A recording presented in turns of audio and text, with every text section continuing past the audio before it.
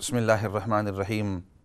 تو بریک سے پہلے میں عرض کر رہا تھا کہ سورۃ آیت الکرسی کی آخری جو سطر ہے کہ جس کے اندر اللہ رب العزت اپنی کرسی کا ذکر فرماتے ہیں اور اس کی حجم کا کہ کتنی بڑی چیز ہے، انسان اس کو سمجھ تو نہیں سکتا کہ ایگزیکٹلی کتنی بڑی چیز ہے، لیکن تھوڑا سا اندازہ تو کر سکتا ہے۔ اور اس آیت کا نام ہی اس لیے آیت الکرسی رکھا گیا ہے کہ اس کے اندر اللہ رب العزت نے کرسی کا ذکر کیا ہے، اپنی کرسی کا۔ اور پھر اس کے ساتھ میں نے یہ بات بھی عرض کی تھی کہ اللہ رب العزت کی ایک کرسی بھی ہے اور ایک عرش ہے، کرسی سے بھی بڑا اللہ رب العزت کا عرش ہے۔ اور قرآن کریم کی مختلف جگہوں کے اندر اللہ رب العزت نے عرش کا تذکرہ کیا ہے، اور اس کی مثال اس طرح بیان کرتے ہوئے کہ فرمایا کہ یوں سمجھو، اور ایک جگہ اپنے عرش کا ذکر فرمایا کہ عرش کا اگر آپ اندازہ لگانا چاہتے ہیں کہ کتنا بڑا ہے، تو فرمایا یہ جتنی بھی آپ کی کائنات ہے، یہ جتنی بھی آپ کے آسمان ہیں، جتنی بھی زمین ہیں، جتنی بھی آپ کے اسپیس کے اندر فلکیات وغیرہ جتنے بھی ہیں، ان تمام کو اگر اس طرح سمجھو کہ یہ عرش کے مقابلے میں کتنے بڑے ہیں، تو پھر نبی کریم صلی اللہ علیہ وسلم نے فرمایا، ابو ذر رضی اللہ عنہ کی روایت ہے، ابو ذر رضی اللہ عنہ، ابو ذر الغفاری، ان کو آپ صلی اللہ علیہ وسلم سمجھا رہے تھے کہ یہ عرش کتنا بڑا ہے، تو فرمایا جیسے ایک صحرا ہوتا ہے، ڈیزرٹ صحرا، اور وہ صحرا میلوں میل بہت ہی بڑا ہے۔ یہ جو ڈیزرٹس ہوتے ہیں بعض اوقات یہ 100 کے 100 میل بڑے ہوتے ہیں، تو بہت بڑا ڈیزرٹ ہے، اور اس ڈیزرٹ کے اندر، اس بڑے صحرا کے اندر اگر آپ کی ایک چھوٹی سی انگوٹھی وہاں گر جاوے، تو فرمایا جس طرح یہ چھوٹی سی انگوٹھی اس پورے صحرا کے اندر آپ کو اتنی چھوٹی محسوس ہوتی ہے، اس کے مقابلے میں وہ کچھ نہیں ہے، چھوٹی ہے، کچھ بھی نہیں ہے۔ تو اسی طرح فرمایا یہ جو اللہ رب العزت کا عرش ہے، اس کو سمجھو کہ یہ اتنا بڑا صحرا ہے، اور آپ کے یہ جتنے بھی آسمان ہیں، یہ جتنے بھی آپ کی فلکیات، یہ جتنے بھی گیلیکسیاں ہیں، جتنے بھی آپ کو یونیورس آپ کو نظر آ رہا ہے، تو یہ تمام کے تمام یونیورس وہ اس طرح ہے جیسے ایک چھوٹی سی انگوٹھی ہے، اور یہ جو عرش ہے وہ ایک بڑا صحرا ہے۔ تو جیسے صحرا کے اندر ایک چھوٹی سی انگوٹھی ہے، تو یہ پورے کرسی اور باقی جتنے بھی آسمان اور زمین اور جتنے بھی یہ آپ کو یہ جتنے بھی اسپیس کے اندر نظر آتے ہیں، یہ تمام کے تمام ملا کر ایک چھوٹی سی انگوٹھی جیسے ہے اس بڑے صحرا کے مقابلے میں۔ اب اندازہ لگا لو کہ اللہ رب العزت کا عرش کتنا بڑا ہے، کتنا بڑا ہے۔ اور جب اتنی بڑی، اور پھر جب عرش اتنا بڑا، کرسی اتنی بڑی، تو پھر اللہ رب العزت کے ذات کتنے بڑی ذات ہوگی۔ تو اس سے یہ اندازہ لگانا ہے، یعنی ہماری سمجھ میں نہیں آ سکتا کہ اللہ رب العزت کتنے بڑے ہیں، اللہ کے عرش کتنا بڑا ہے، اللہ کی کرسی کتنی بڑی ہے، یہ جو فضا ہے باہر کی یہ کتنی بڑی ہے، لیکن اس کا اندازہ انسان صرف کر سکتا ہے نشانیوں کو دیکھ کر، باقی چیزوں کو سمجھ کر، کہ جب عرش اتنا بڑا ہے تو اللہ کی ذات بہت ہی بڑی ہوگی۔ اب اس اللہ کی ذات کو ہماری طرف کرنا ہے، جب وہ اتنا بڑا رب ہے، اتنی بڑی اس کی ذات ہے، اور اس کے پاس اتنا زیادہ علم ہے، اتنی بڑی اس کے پاس طاقت ہے، اتنی بڑی ذات ہے، اتنی باریک بینی سے ہر چیز کو چلا رہا ہے، تو جب ہم اس کے ساتھ دوستی کریں گے تو وہ ہمارا کس بہترین انداز کے اندر لک آفٹر کرے گا۔ ایک حدیث ذہن کے اندر آئی، نبی کریم صلی اللہ علیہ وسلم نے صحیح ترمذی کے اندر، آپ صلی اللہ علیہ وسلم ایک مرتبہ سواری کے اوپر سوار تھے، اور بعض اوقات یہ ہوتا تھا کہ نبی پاک صلی اللہ علیہ وسلم پیار کی وجہ سے اس سواری کے اوپر اپنے ساتھ دوسرے آدمی کو بٹھا دیتے تھے پیچھے۔ آج کل بھی بعض اوقات اس طرح ہوتا ہے کہ انسان جب سواری کے اوپر بیٹھتا ہے، چاہے گھوڑے کی سواری ہو، اونٹ کی سواری ہو، یا کوئی اور سواری اس طرح ہو، تو اس کے اوپر انسان آگے بیٹھتا ہے، پیچھے دوسرے کو بھی بٹھا دیتا ہے، بچے کو۔ تو نبی پاک صلی اللہ علیہ وسلم نے حضرت عبداللہ بن عباس رضی اللہ تعالیٰ عنہ، اس وقت عبداللہ بن عباس رضی اللہ تعالیٰ چھوٹی عمر کے تھے، تقریباً 13 سال کی عمر تھے، 13 سال ان کی عمر تھی، 13 ایئرز اولڈ، 12-13 سال کی عمر تھی، چھوٹے لڑکے تھے۔ تو آپ صلی اللہ علیہ وسلم نے ان کو سواری کے اندر پیچھے بٹھا دیا اور سواری کے اوپر آگے سوار تھے۔ کتنے خوش نصیب ہوں گے وہ صحابہ اکرام کہ آگے نبی ہیں، پیچھے ان کو بٹھا لیا ہے صحابی کو۔ بڑے خوش نصیب لوگ تھے وہ صحابہ اکرام۔ تو خیر آپ صلی اللہ علیہ وسلم سواری پر سوار تھے۔ تھوڑی دیر کے بعد فرمایا، ابن عباس رضی اللہ عنہ، عبداللہ ابن عباس، اور یہ نبی پاک صلی اللہ علیہ وسلم کے چچا زاد بھائی بھی تھے، ان کے جو حضرت ابن عباس کے جو والد تھے عباس، یہ نبی پاک صلی اللہ علیہ وسلم کے سگے چچا تھے، اور یہ چونکہ چچا کے بیٹے تھے، جیسے بعض لوگ کہتے ہیں دادے پوترے یا فرسٹ کزنز تھے آپس کے اندر، عمر کا بڑا فرق تھا۔ آپ صلی اللہ علیہ وسلم بڑی عمر کے تھے، اور اب ابن عباس رضی اللہ عنہ اس وقت اس واقعے کے موقع کے اوپر تقریباً 13 سال کے تھے، 12-13 سال کی عمر کی ان تھی، علماء نے کتابوں کے اندر لکھا ہے۔ تو خیر فرماتے ہیں کنت خلف النبی صلی اللہ علیہ وسلم، میں نبی پاک صلی اللہ علیہ وسلم کی پیچھے تھا سواری کے اندر۔ فقال یا غلام، انہوں نے کہا اے بچے، اے پیارے بچے۔ غلام یا غلام ایک پیار کا انداز ہے۔ فرمایا انی اعلمک کلمات، میں تمہیں کچھ کلمات سکھانے والا ہوں، کچھ بہت اہم چیزیں سکھانے والا ہوں، تم ان کلمات کو اچھی طرح سیکھ لینا۔ اور ابن عباس رضی اللہ عنہ فرماتے ہیں اس کے بعد نبی پاک صلی اللہ علیہ وسلم نے مجھے کچھ کلمات سکھائی، کچھ باتیں سکھائی، اور ایسی ایسی اہم باتیں سکھائی کہ پوری زندگی میں ان کو کبھی نہیں بھولوں گا۔ ایسا کرتے ہیں، کافی کالیں انتظار کر رہی ہیں، ان کالوں کے بعد پھر واپس آئیں گے کہ نبی پاک صلی اللہ علیہ وسلم نے ابن عباس رضی اللہ عنہ کو اس وقت کون سی بہت اہم نصیحت فرمائی، اور اتنے صرف اہم نصیحت نہیں فرمائی بلکہ ان کو فرمایا کہ انی اعلمک کلمات، میں تمہیں کچھ کلمات سکھانے والا ہوں، ان کلمات کو خوب یاد کرنا، خوب اچھی طرح یاد رکھنا۔ وہ کون سے کلمات تھے؟ ایسے کرتے ہیں کالوں کی طرف جاتے ہیں، اس کے بعد واپس آئیں گے تاکہ اس میں ویسے نبی پاک صلی اللہ علیہ وسلم عام طور پر صحابہ اکرام کو ہر بات فرماتے تھے، اچھی باتوں کا حکم دیتے، بری باتوں سے روکتے تھے، لیکن خاص موقع کے اوپر فرماتے سن لینا، میں یہ جو بات آپ کو کہہ رہا ہوں یہ بہت اہم ہے، بہت ضروری ہے۔ اب وہ کون سی ضروری باتیں ہیں تھوڑی دیر کے بعد ان کی طرف آتے ہیں۔ کال کی طرف جاتے ہیں۔ السلام علیکم ورحمۃ اللہ وبرکاتہ۔ السلام علیکم ورحمۃ اللہ وبرکاتہ۔ وعلیکم السلام۔ آپ کا کیا حال ہے؟ ٹھیک ہے الحمدللہ، اللہ کا شکر ہے۔ الحمدللہ۔ میں نے یہ پوچھنا تھا مولانا صاحب کہ جب قیامت برپا ہوگی جی، تو اس وقت اللہ تعالیٰ کی کرسی آئے گی عرفات کے میدان میں یا ملک شام میں؟ ٹھیک ہے۔ تو دوسرے نمبر پہ آیت الکرسی روزانہ کتنی دفعہ پڑھنی چاہیے؟ 11 دفعہ، 21 دفعہ یا 41 دفعہ؟ یہ آخری بات آپ کی پوری سنائی نہیں دی۔ آیت الکرسی روزانہ کتنی دفعہ پڑھنی؟ روزانہ کتنی دفعہ؟ اچھا 11 دفعہ، 21 دفعہ یا 41 دفعہ؟ ٹھیک ہے، انشاءاللہ میرے لیے، میرے بہن بھائیوں کے لیے دعا فرما دیں۔ انشاءاللہ ضرور۔ آپ میرے کا ہسبینڈ کی کل کو برسی ہے پہلی، ان کے لیے دعا مغفرت فرما دیں۔ ضرور۔ آپ کہاں سے فون کر رہے ہیں؟ واٹ فورڈ سے۔ واٹ فورڈ سے، ٹھیک ہے انشاءاللہ۔ بس آپ سنتے رہیے اور انشاءاللہ میں کوشش کروں گا ضرور اس کے اوپر تھوڑی سی بات چیت کروں گا۔ اگلے کال کی طرف جاتے ہیں جی۔ السلام علیکم ورحمۃ اللہ وبرکاتہ۔ جی السلام علیکم۔ وعلیکم السلام ورحمۃ اللہ وبرکاتہ۔ ہاں جی، کیسے ہیں مفتی صاحب؟ ٹھیک ٹھاک ہیں؟ الحمدللہ، اللہ کا شکر ہے۔ جی میں نے 2 سوال پوچھنے تھے۔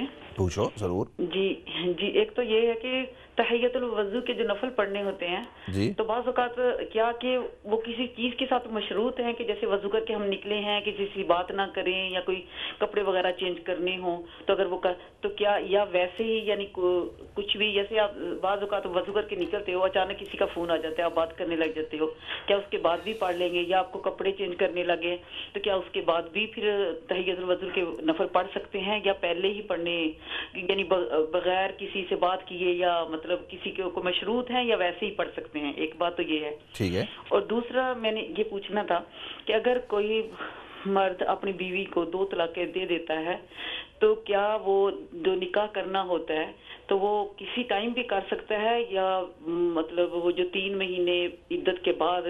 اس کا پلیز جواب دے دیں۔ ٹھیک ہے انشاءاللہ، بہتر، انشاءاللہ کوشش کریں گے اس سوال کا جواب دیں گے۔ اگلی کال کی طرف جاتے ہیں۔ السلام علیکم ورحمۃ اللہ وبرکاتہ۔ السلام علیکم، آپ آن ایئر ہیں۔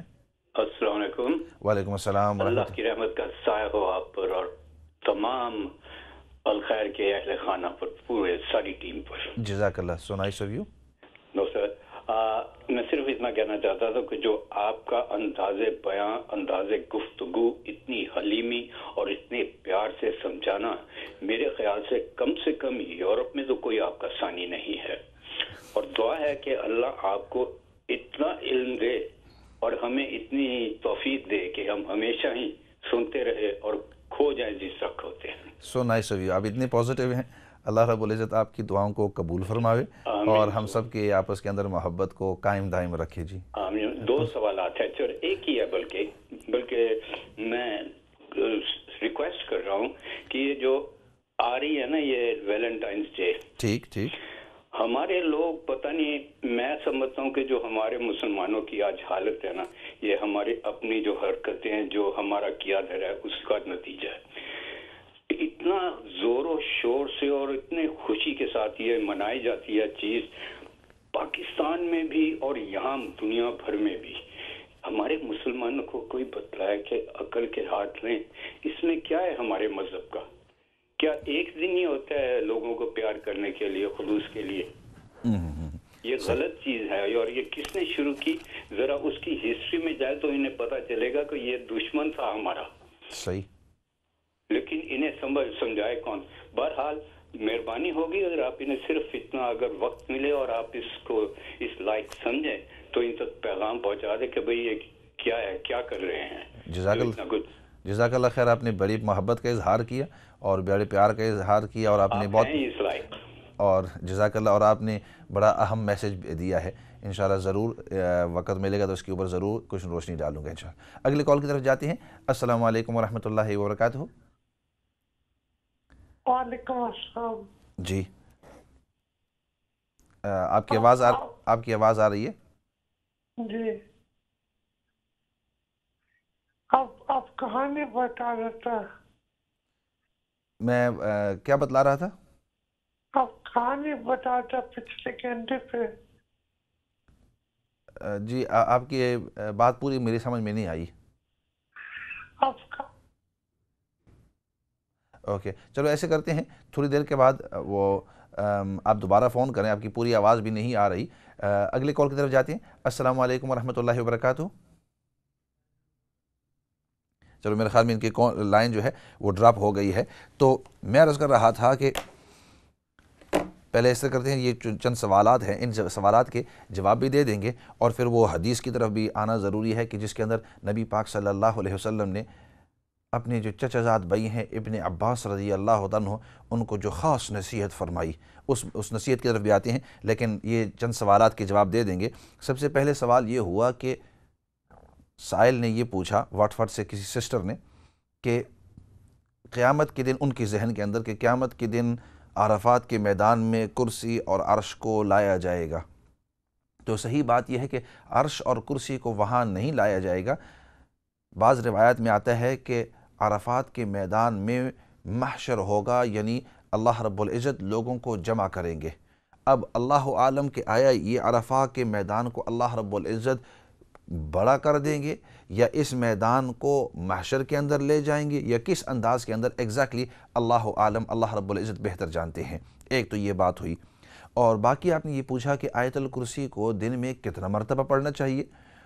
تو ویسے تو میں نے حدیث پاک آپ کے سامنے عرض کی تھی پچھلے درس کے اندر کہ جو شخص آیت الکرسی کو ہر فرض نماز کے بعد، آیت الکرسی کے جو فضائل ہیں اس کے اندر فرمایا کہ جو شخص آیت الکرسی کو ہر فرض نماز کے بعد پڑھتا ہے تو اس کے اور جنت کے درمیان صرف اس کا موت حائل ہے، جو ہی موت اس کی آئے گی اللہ رب العزت اس کو جنت کے اندر داخل فرما دیں گے۔ ایک تو یہ بات، اور دوسری بات تو اس سے پتہ چلتا ہے کم از کم یہ 5 دفعہ تو ہو گئی کہ 5 فرائض ہوتے ہیں نماز کے، 5 فرض نمازیں ہوتی ہیں اور ہر فرض نماز کے بعد تو فجر کے فرض کے بعد، ظہر کے، عصر کے، مغرب کے، عشاء کے فرائض کے بعد، تو ایک تو یہ ہو، اور اسی طرح فرمایا کہ سونے سے پہلے بھی انسان اس کو پڑھ لے۔ یہ تو کم از کم کیونکہ رات کو اس کی حفاظت ہو، اور پھر اس کے بعد جو ہے دن کے دوران جتنی مرتبہ آپ پڑھیں گے، چونکہ یہ قرآن کریم کا حصہ ہے، اتنی مرتبہ آپ اس کو پڑھ سکتے ہیں۔ رہا یہ مسئلہ کہ بعض علماء آپ کو کسی خاص چیز کے لیے، کسی خاص دکھ کے لیے، دم کے لیے کہیں گے کہ آپ ایک ہی مرتبہ، یعنی اس کو 10 مرتبہ پڑھنا یا 7 مرتبہ پڑھنا یا 41 مرتبہ، تو یہ جو ہے یہ خاص احادیث کے اندر نہیں آیا ہے اس انداز کے اندر، البتہ وہ علماء کے تجربے سے آیا ہے کہ کسی عالم نے یا کسی بڑے دیندار شخصیت نے اس طرح کا تجربہ کیا کہ میں نے اس کو 10 مرتبہ یا 41 مرتبہ یا 7 مرتبہ پڑھا ہے تو اس کا یہ فائدہ ہوا ہے۔ تو ویسے تو یہ اللہ کا کلام ہے، اللہ کے کلام کے اندر ضرور فائدہ ہوتا ہے، ضرور اس سے ہمیں نفع پہنچتا ہے، تو ایبسلیوٹلی تو، لیکن وہ جو میں نے حدیث آپ کے سامنے جو پکی باتیں کی ہیں نبی پاک صلی اللہ علیہ وسلم کی احادیث مبارکہ سے، وہ جو ہر فرض نماز کے بعد بعد المکتوبہ، ہر فرض نماز کے بعد جو پڑھیں گے اللہ رب العزت ضرور اس کو جنت میں داخل فرماتے ہیں۔ اور جو شخص اس کو رات کے وقت پڑھتا ہے، تو میں نے ابو ہریرہ رضی اللہ تعالیٰ عنہ والی حدیث کہ وہ جو زکوٰۃ کے مال کی حفاظت کر رہے تھے اور وہ جنات آ کر ایک مرتبہ چوری کرنے کی کوشش کی، دوسری رات پھر چوری کرنے کی کوشش کی، تیسری رات پھر چوری کرنے کی کوشش کی، اور ہر مرتبہ ابو ہریرہ رضی اللہ تعالیٰ عنہ کو چھوڑ دیتے، تو دوسرے دن نبی پاک صلی اللہ علیہ وسلم فرماتے کہ ما فعل اسیرک البارحۃ یا ابا ہریرہ، ابو ہریرہ تیرا جو رات کا ساتھی تھا، رات کا جو قیدی تھا، اس کا کیا ماجرا ہوا؟ تو ابو ہریرہ فرماتے اس کو میں نے چھوڑ دیا۔ آخر میں تیسری رات میں اس نے یہ کہا کہ اگر تو آیت الکرسی پڑھے گا تو اللہ تیری حفاظت کریں گے جنات سے، شیاطین سے۔ صبح جب آئے ابو ہریرہ رضی اللہ عنہ، نبی پاک صلی اللہ علیہ وسلم نے ارشاد فرمایا کہ صدقک وہو کذوب، کہ اس مرتبہ اس نے سچ کہا حالانکہ وہ جھوٹا ہے۔ فرمایا اے ابو ہریرہ تجھے پتہ ہے کہ تو کس سے مخاطب تھا پچھلے 3 راتوں سے؟ فرمایا رسول اللہ نہیں پتہ۔ فرمایا کہ وہ جنات شیاطین تھا۔ تو اس حدیث سے، صحیح حدیث سے، نبی پاک صلی اللہ علیہ وسلم کی حدیث سے پتہ چلتا ہے کہ جو رات کو پڑھتا ہے اللہ رب العزت اس کی شیاطین اور جنات سے اس کی حفاظت فرماتے ہیں۔ تو یہ تو آیت الکرسی کے فضائل ہوئے۔ اس کے بعد ایک سسٹر نے پوچھا، سوال یہ تھا کہ تحیۃ الوضو، تحیۃ الوضو جیسے باقی نوافل ہوتے ہیں اس طرح تحیۃ الوضو بھی 2 نفل ہوتے ہیں۔ انسان جب وضو کرتا ہے تو تحیہ کا مطلب سلامی، جب آپ ایک انسان سے ملتے ہیں تو اس کو سلام کرتے ہیں، تو اس طرح وضو کے ایک سلامی ہوتی ہے، جیسے تحیۃ المسجد مسجد کی سلامی ہوتی ہے۔ آپ جب مسجد کے اندر آتے ہیں تو اس وقت آپ مسجد کی 2 رکعتیں پڑھتے ہیں، مسجد کو سلام کرتے ہیں، تو وضو کی بھی تحیۃ الوضو۔ تو اس کے اندر سسٹر نے پوچھا کہ اس کے اندر شرط کیا ہے؟ تو اس کے اندر سب سے پہلے کوئی خاص شرط نہیں ہے، جب بھی آپ وضو کریں درمیان میں اگر بات چیت ہو گئی تو کوئی بات نہیں، پھر بھی آپ تحیۃ المسجد پڑھ سکتے ہیں، اگر اعضاء سوکھے تب بھی ٹھیک ہے۔ ہاں البتہ علماء فرماتے ہیں کہ چونکہ اس کا وضو کے ساتھ تعلق ہے، دھونے کے ساتھ، تو کوشش کریں کہ آپ وضو کر کے اتنا جلدی کر لیں کہ آپ کے وضو کے اعضاء ابھی تک سوکھے نہ ہوں، یہ مستحب ہے، اچھا ہے، تو مطلب اتنی دیر نہ کریں۔ لیکن اگر کسی مجبوری کی وجہ سے اوپر سے فون آ گیا ہے یا کسی جگہ آپ کو اچانک جانا پڑ گیا یا کوئی اس طرح چیز ہو گئی تو پھر بھی آپ تحیۃ الوضو پڑھ سکتے ہیں، پھر بھی آپ تو مشروط تو کسی کے ساتھ نہیں ہے، البتہ بہتر یہ ہے کہ انسان کے وضو کے اعضاء سوکھنے سے پہلے انسان تحیۃ الوضو شروع کر دے۔ اور اسی وجہ سے، اور اس کے فضائل نبی پاک صلی اللہ علیہ وسلم نے، کیونکہ اکثر لوگوں کو اس کے فضائل کے بارے میں پتہ ہی نہیں ہوتا، بلکہ اکثر لوگوں کو یہ بھی ذہن کے اندر نہیں ہوتا کہ تحیۃ الوضو بھی کوئی چیز ہے۔ 2 نفل ہوتے ہیں، آدمی وضو کر لے اس کے بعد 2 نفل پڑھ لے کہ یا اللہ میں یہ تحیۃ الوضو کی سلامی کر رہا ہوں۔ اس طرح تحیۃ المسجد ہوتے ہیں۔ تو نبی پاک صلی اللہ علیہ وسلم فرماتے ہیں کہ میں جنت کے اندر جا رہا تھا، میں نے خواب کے اندر دیکھا، اور بعض روایت میں آتا ہے کہ جب آپ اسراء والمعراج کی رات کے اندر گئے تو فرمایا کہ میں جنت کے اندر جا رہا تھا تو میں نے بلال رضی اللہ تعالیٰ عنہ کے آہٹ وہاں سنی، میں نے جنت کے اندر بلال رضی اللہ عنہ کی قدموں کی آواز سنی، تو میں نے پوچھا یہ کون ہے؟ تو بتلایا گیا کہ یہ بلال ہیں، بلال رضی اللہ عنہ۔ تو آپ صلی اللہ علیہ وسلم نے بلال کو فرمایا کہ وہ کون سا تم عمل کرتے ہو؟ تو فرمانے لگے یا رسول اللہ صلی اللہ علیہ وسلم میں کون سا عمل کرتا ہوں، باقی جو اعمال یہ سب کرتے ہیں، آپ صلی اللہ علیہ وسلم کا مقصد ترغیب بھی دینا تھا، دوسروں کو بتلانا بھی تھا۔ تو پھر بلال رضی اللہ عنہ فرمایا، یا رسول اللہ صلی اللہ علیہ وسلم ایک عادت میری ضرور ہے، اور وہ یہ ہے کہ جب بھی میں وضو کرتا ہوں وضو کے بعد میں تحیۃ الوضو پڑھ لیتا ہوں، مسجد کے اندر جاتا ہوں تحیۃ المسجد پڑھ لیتا ہوں۔ تو اس لیے فرمایا کہ تحیۃ الوضو جو ہے اس کے بڑے ہی فضائل ہیں، تحیۃ المسجد اس کے بڑے ہی فضائل ہیں۔ اس کے بعد والا سوال آپ نے سوال کیا کہ اگر کوئی شخص اپنی بیوی کو 2 طلاقیں دے دے، ایک مرد جو ہے وہ اپنی بیوی کو 2 طلاقیں دے دے، تو اب وہ اس کے ساتھ واپس اگر نکاح کرنا چاہے، واپس اس کے ساتھ ملنا چاہے، میاں بیوی کے طرح وہ رہنا چاہیں اسلامی نقطہ نظر سے، تو اس کا طریقہ کیا ہے؟ طلاق کے جو مسائل ہوتے ہیں یہ کافی کمپلیکیٹڈ ہوتے ہیں، لیکن مختصر انداز کے اندر جنرلی 2 قسم کی طلاق ہوتی ہے، اور انشاءاللہ وقت ملے گا تو ایک مستقل پروگرام رکھیں گے طلاق کو سمجھانے کے لیے، تاکہ لوگوں کو پتہ چل جائے کہ طلاق دینے کا صحیح طریقہ کس طرح ہے، کس طرح اس طرح بچیں، اور اگر بالفرض اللہ نہ کرے اگر تمام راستے انسان طے کر کے طلاق تک نوبت آ بھی جاوے تو پھر صحیح سنت طریقہ مطلب صحیح طریقہ شرعی طریقہ کیا ہے۔ لیکن اس مسئلے کے اندر کہ 2 قسم کی طلاق ہوتی ہے، ایک ہوتی ہے طلاق صریح اور ایک ہوتی ہے طلاق بائن۔ طلاق صریح اس کو کہتے ہیں کہ جس کے اندر ایک شخص نے لفظ طلاق استعمال کیا ہو، لفظ طلاق، اور طلاق بائن اس کو کہتے ہیں کہ جس کے اندر لفظ طلاق تو نہیں استعمال کیا ہو لیکن اس کے قائم مقام کوئی لفظ استعمال کیا ہو، مطلب کہ اگر اس وقت اس نے یہ کہا ہو کہ میں نے تجھے اپنے اوپر حرام کر دیا ہے یا تو مجھ سے بالکل چھوٹ گئی ہے، اور اس سے اس کا مقصد طلاق تھا۔ اگر طلاق بائن ہو تو وہ طلاق ہو جاتی ہے اور اس کا رجوع نہیں کر سکتا بلکہ عدت ختم ہو جائے گی، اب اس کو دوبارہ نکاح کرنا پڑے گا۔ البتہ طلاق اگر طلاق صریح ہو، مطلب اگر لفظ طلاق استعمال کیا ہو اور اس نے صرف 2 مرتبہ طلاق دی ہو، تو اب بھی وہ اپنی بیوی کے ساتھ رجوع کر سکتا ہے۔ اگر ابھی تک عدت ختم نہیں ہوئی، 3 مہینے کے اندر کا مدت ہے، عدت اس کو کہتی ہیں کولنگ آف پیریڈ، اگر ابھی تک وہ مدت باقی ہے، 1 مہینہ گزر گیا، یہ 2 مہینے گزر گئے، اصل تو 3 ماہواریاں ہیں لیکن راؤنڈنگ آف اور احتراماً، کیونکہ ہر قسم کا آدمی، بچے، بعض اوقات فیملیاں بیٹھی ہوتی ہیں تو اس لیے 3 مہینے کہا جاتا ہے، تو وہ 3 مہینے کا جو کی مدت ہے، پیریڈ جو ہے، اس کے اندر اگر وقت ہے تو اس کو اس وقت نکاح کرنے کی ضرورت نہیں ہے، بلکہ صرف 2 گواہوں کے سامنے وہ کہہ دے کہ میں نے تجھے اپنی بیوی بنا لیے، اور وہ آپس میں میاں بیوی ہو جائیں گے۔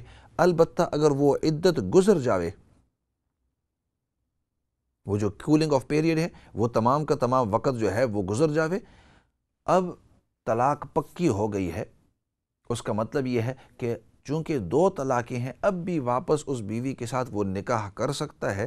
اب جیسے نکاح کی شرائط ہوتی ہیں کہ انسان 2 گواہوں کو بٹھاوے، وہاں پھر مہر ضروری ہوتا ہے وغیرہ وغیرہ، جو پورے جو نکاح کے کا جو انداز ہے تو اس کو اختیار کر کے واپس نکاح کر سکتے ہیں، تو یہ انداز ہے۔ باقی آخری جو کالر تھے انہوں نے بڑی محبت کا اظہار کیا، اور بھائی میں تو اس کے لائق نہیں ہوں، میں تو ایک ادنا سا ایک آدمی ہوں، قرآن کریم کے کچھ تھوڑا سا میں نے پڑھا ہے اور اس کو تھوڑا سا علم ہے، اور اسی طرح تھوڑا سا قرآن کا حدیث مبارکہ کا، اور آپ کے سامنے پیار محبت سے آپ لوگوں کی دعائیں ہیں، یہ باتیں دل سے نکل رہی ہیں، آپ نے محبت کا اظہار کیا، اللہ آپ کو جزائے خیر دے۔ اور باقی آپ نے ویلنٹائنس کے بارے میں آپ نے جو باتیں کہی ہیں وہ بالکل آپ نے صحیح کہی ہیں، اور ہمیں یہ دیکھنا چاہیے کہ ہماری شریعت جو ہے ہمیں کس طرح کہتی ہے، ہمارا ایمان اور اسلام ہمیں کیا کہتا ہے کہ کس طرح ہمیں زندگی گزارنی ہے۔